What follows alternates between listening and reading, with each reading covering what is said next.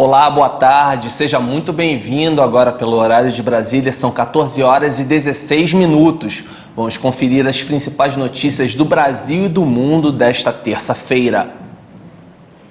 Civis, em sua maioria mulheres, idosos e crianças, começaram a ser retirados por corredores humanitários na cidade de Sumi, perto da fronteira com a Rússia. Bombardeios continuam por todo o país, mas um cessar-fogo foi acordado com as tropas russas. Durante a manhã desta terça, dezenas de ônibus saíram de Suma com destino a Lokbistia, 150 quilômetros ao sudoeste. A Rússia anunciou um cessar-fogo para permitir a saída de civis das grandes cidades ucranianas, entre elas a capital Kiev. O presidente ucraniano denunciou promessas não cumpridas dos países ocidentais. Провина на окупантах, але відповідальність. Culpa aos ocupantes, mas a responsabilidade também é daqueles que não conseguiram tomar uma decisão em algum lugar no Ocidente por 13 dias. Nos escritórios, uma decisão óbvia. Daqueles que não conseguiram garantir a segurança dos céus ucranianos dos russos, que não salvaram nossa cidade dos ataques aéreos, das bombas, dos mísseis, apesar do fato de que eles podem. A instauração dos corredores humanitários foi o principal tema da terceira rodada de negociações entre Rússia e Ucrânia na segunda-feira, mas na frente de batalha, as tropas russas continuam com avanços ao redor das grandes cidades. O exército da Rússia se concentra especialmente nas frentes de Kiev, Mariupol e Kharkov, a segunda maior cidade do país e alvo de intensos bombardeios nos últimos dias. E já são mais de 2 milhões de pessoas que fugiram da Ucrânia desde o início da invasão russa. O levantamento do Alto Comissariado das Nações Unidas para os Refugiados.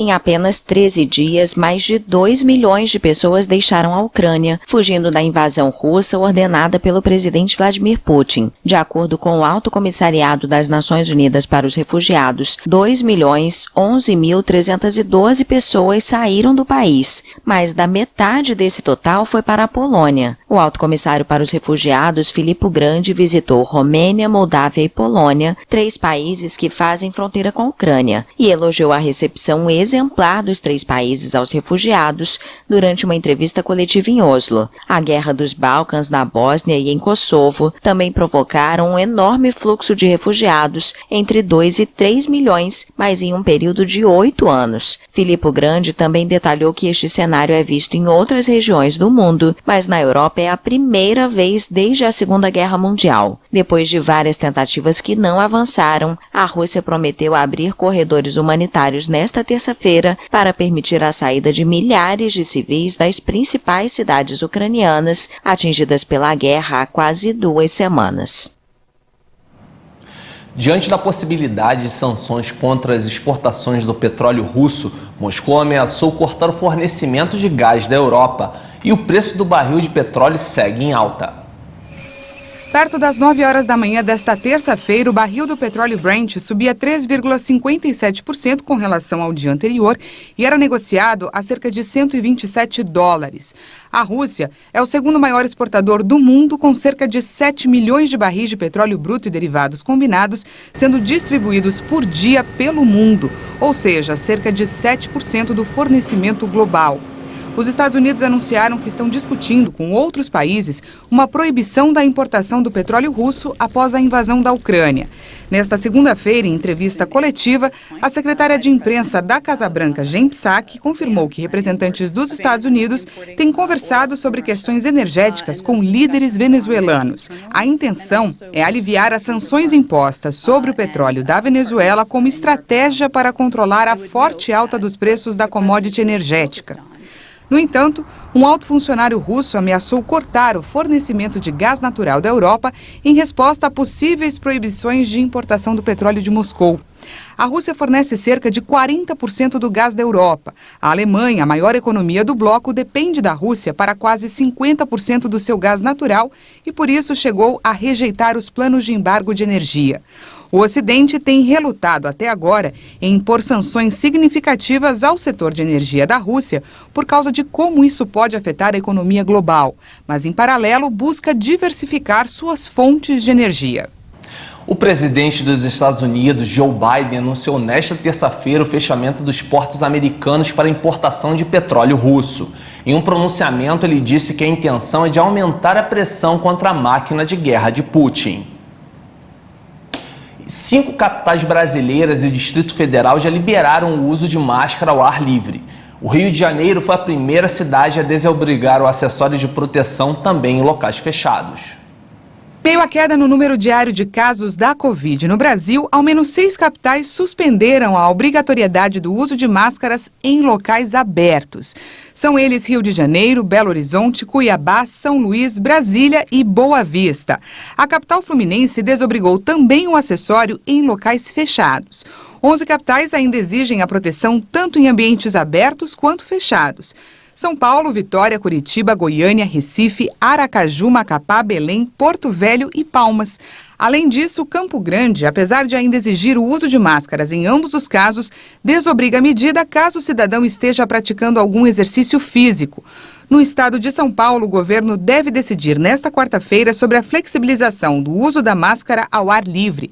A expectativa é de que a máscara deixe de ser obrigatória em locais abertos, públicos e que não promovam aglomerações.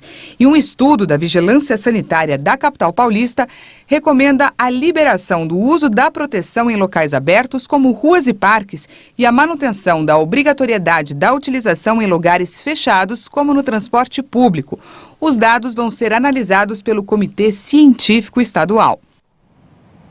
No Dia Internacional da Mulher, o governo federal lançou iniciativas ao público feminino.